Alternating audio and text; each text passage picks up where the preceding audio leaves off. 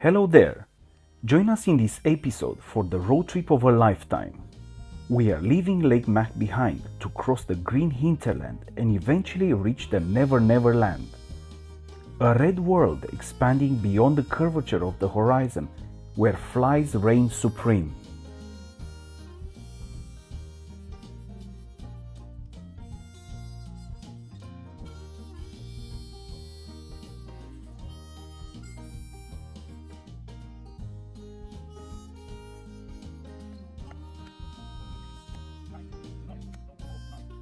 We are out with the wind, Sorin and Ana sailing around the world aboard sailing yacht Mehalah, an Oyster Mariner 35.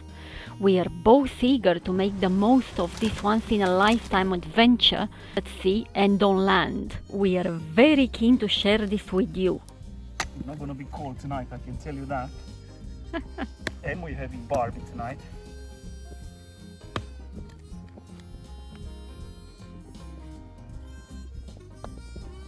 Oh yes, we're having a barbie tonight. Yes.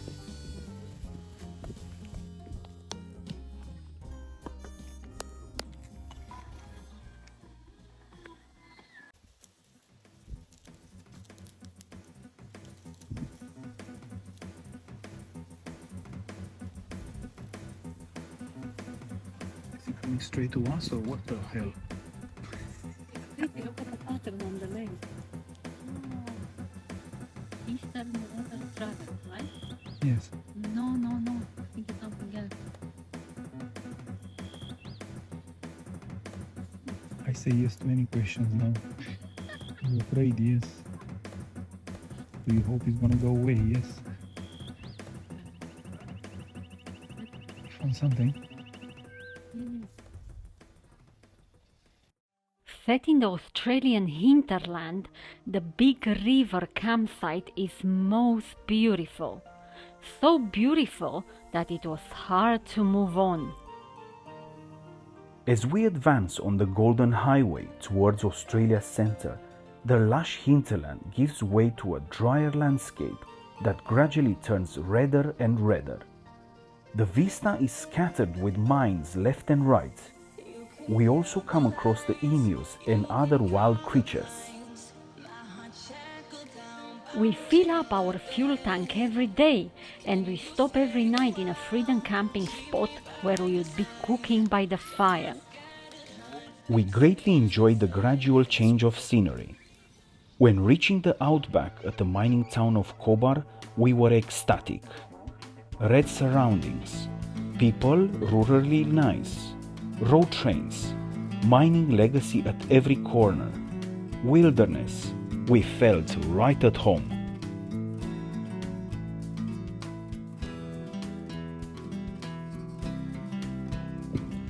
It took us 4 days of driving, 700 kilometers to reach the great Outback. Here we are in the town of Cobar. It's a mining town. Someone is absolutely, totally ecstatic and very hyped and like boosted with energy of this achievement, which is a dangerous thing for me usually because we need to do everything very fast. Let's go to the museum, let's go there, let's carry on. So here we are doing all these things. When you see Ana holding maps and information, That's it. wow, you're in for a lot of running, a lot of walking around and running. Some cyclone is coming towards us, so we'll have a lot of rain.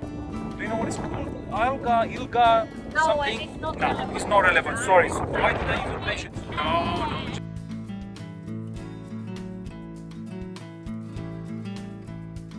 We now needed face masks as the flies in the Outback are by the millions and unforgiving.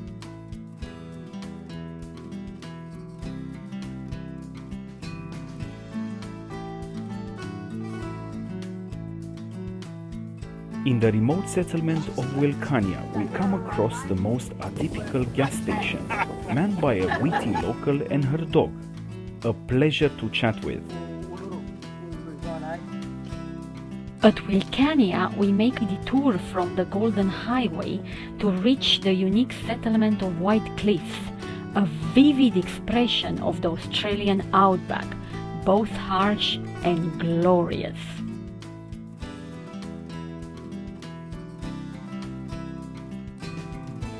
On arrival, it was a bit late to start exploring, so we decided to set camp by the neighboring dam. Shower, food by the fire, sleep was our end-of-day routine, all surrounded by nature.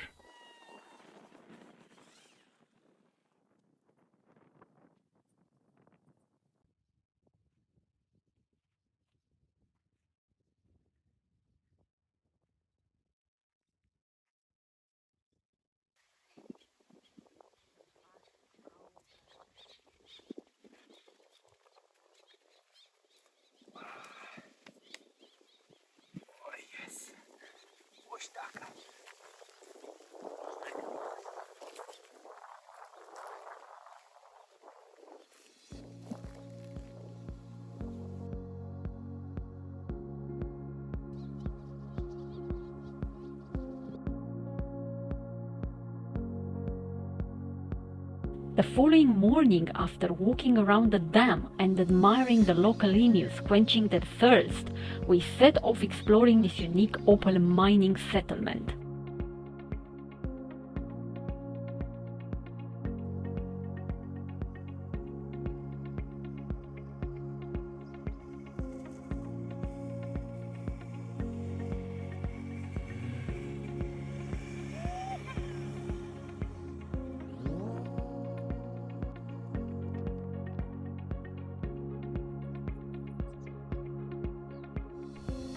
White Cliffs is one of the few places in Australia where living is mostly underground, in dugouts. These are essentially opal mining tunnels converted into living spaces. A local of White Cliffs, former miner with his artist wife, has transformed his ample underground workplace in an art gallery that we take the opportunity to visit. With their effective fan ventilation systems, dugouts range in temperature from 16 to 26 degrees, allowing the scarce residents to live comfortably when the outside temperatures range from 0 to 50 degrees Celsius. During our dugout tour, we learned a great deal about White Cliffs and the Australian outback, a 400 million year old seabed that is packed with underground riches. At the end of our dugout visit, the owner points us in the direction of the mining field, where we do a bit of opal noodling, alas, without much luck. Noodling, also known as fossicking, is sighting for small pieces of precious opal accidentally discharged by the miners.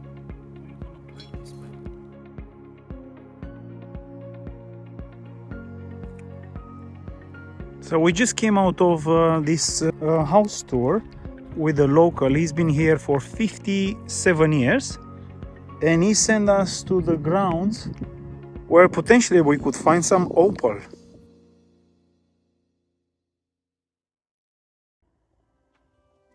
As far as you can see with your eyes are opal field mines.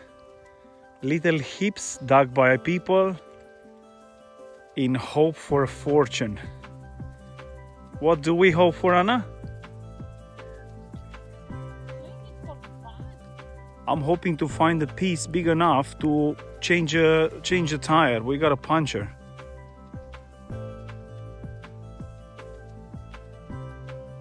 Satisfied with our wanderings in White Cliffs, we camp for the night on top of a red hill before setting off with the rising sun towards our next destination, the mining town of Silverton, or what is left of it.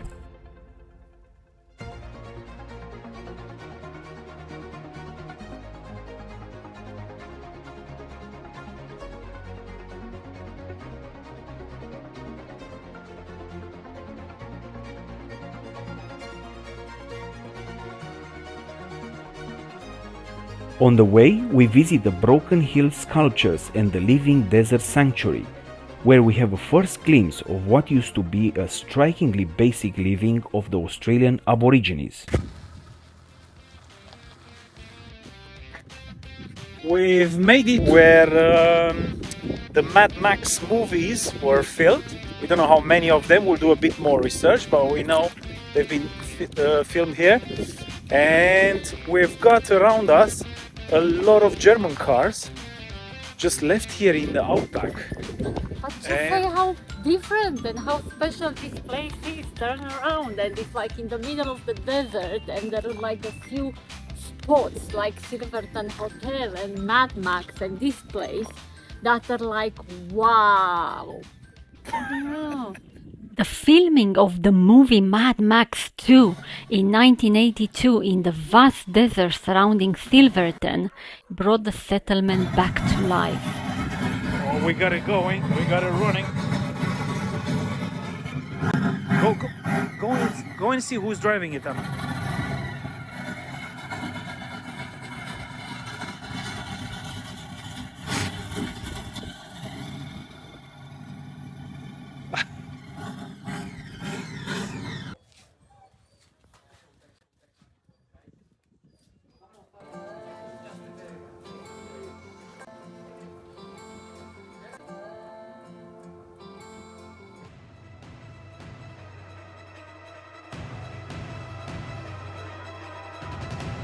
Visiting the museum feels like being transported into an instantly recognizable post-apocalyptic world. A large collection of photographs, life-size characters, original and replica vehicles, including 2 interceptors, render the visit to the museum a memorable experience, whether you're a Mad Max fan or not.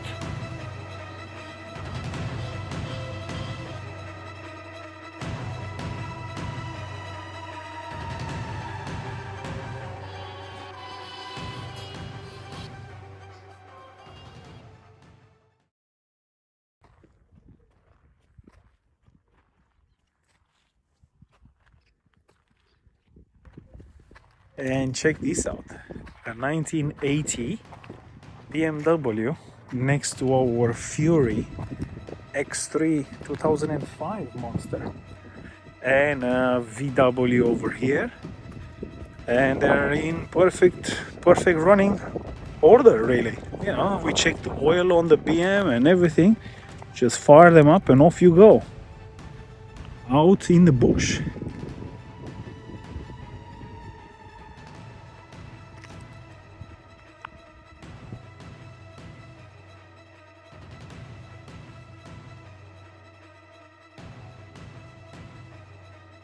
It was now getting late and we needed a place to sleep. We pulled to the camel farm campsite without prior booking. Hearing of our small rig, the caretaker reckons that it would be too easy to accommodate us.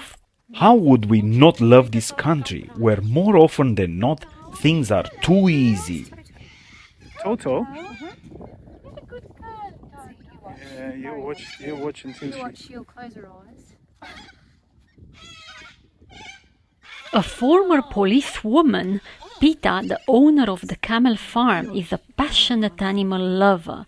She enthusiastically takes us around the farm where we get acquainted with a number of creatures, from baby water buffaloes to domesticated dingoes. When we are eventually shown to the spot where we were going to camp for the night, we're in for another big surprise. Believe it or not, it feels like we're right in the middle of the Mad Max movie setting. And what do? We start playing, but only once territorial Toto gets out of the way. Parked up in the station of the Mad Max movie, and we've got a bit of a problem. She is the one that is a bit territorial, so you can get kicked. We've got sticks to defend ourselves. There she is, Lolo or Lulu, or what was her name? Pepe.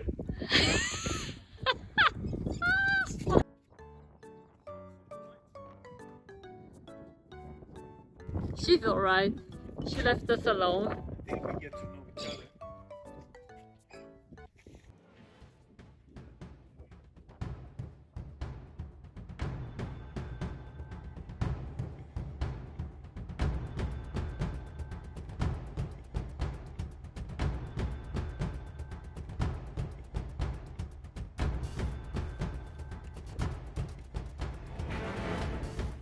Pete, our host, had inherited the film setting artifacts from the former owner of the camel farm. She was not sure how and why it all ended up there, but for us, and perhaps for other visitors to the camp, it was a great attraction and an opportunity to play.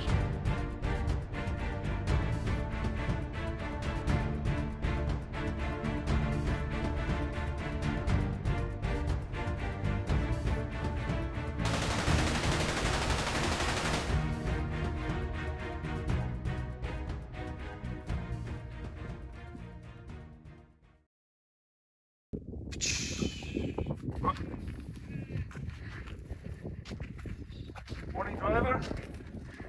Are you going to Uluru by any chance? Hello? Hey, driver. Doesn't look very well, does he?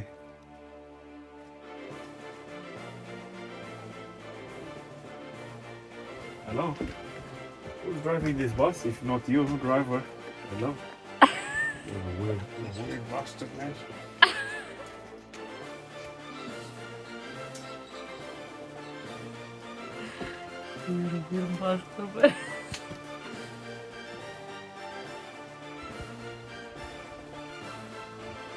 It's not going to Uluru. It's the Gasoline Express.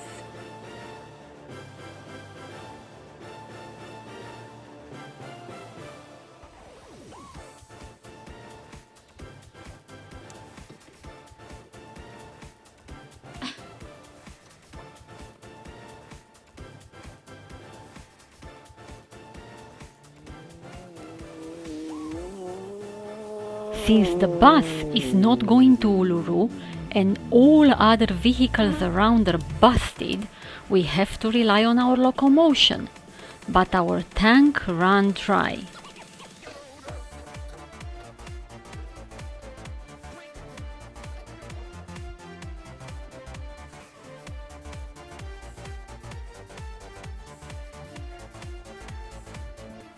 Good day, lady. Good day, lady.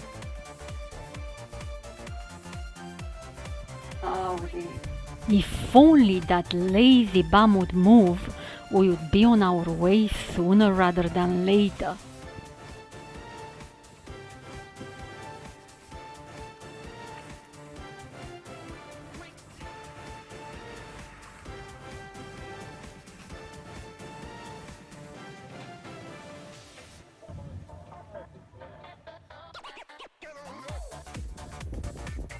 Well, here we are. Life in the Outback as we didn't know it.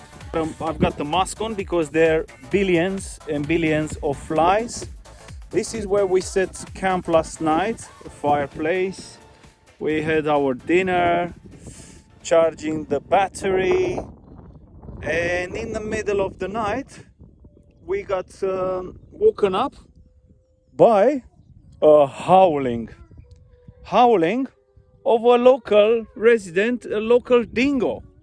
So I think I look much better this morning with this net on than without it. He was, I counted, about 17 meters away from our tent. Ana thought he's in the tent or close to the tent.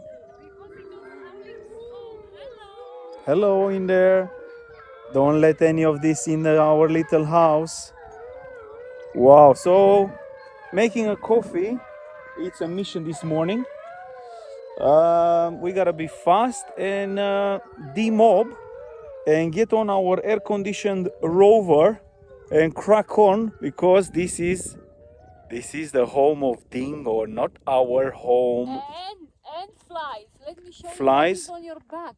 Flies. Let me show on the camera what is on your back. Ooh. Can you come closer to me so that I can actually... Can you count them? Many.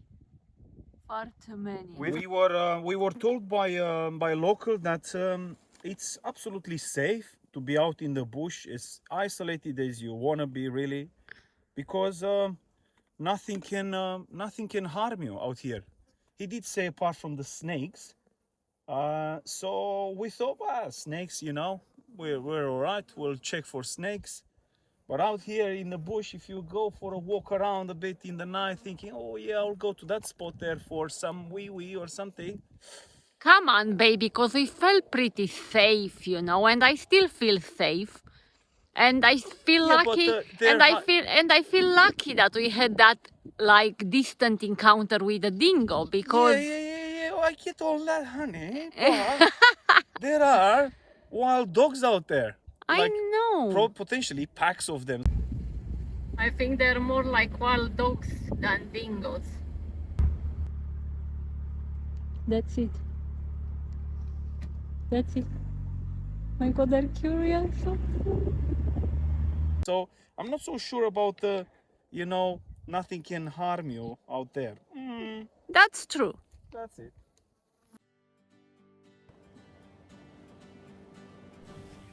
After driving an additional 2,000 k's, crossing the border of 3 Aussie states, mountains and valleys, stopping in quirky outback settlements, meeting aborigines, crossing the train tracks from right to left and back, evading snakes and birds of prey, spending numerous evenings by the fire in the wild, with much excitement, we are finally approaching the rock. Wow, we can see the road! After driving more than 2,000 kilometers. Actually 3,213 kilometers.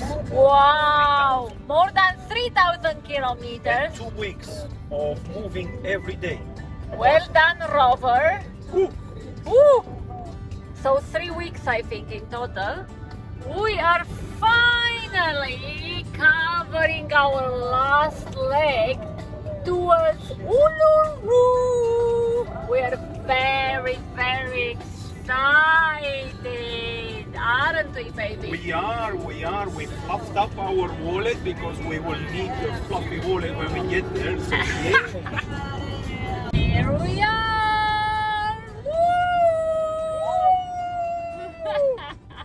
Join us in the next episode for the exploration of a sacred space, the biggest single rock monolith in the world, and the setting of what is referred to as the dreaming.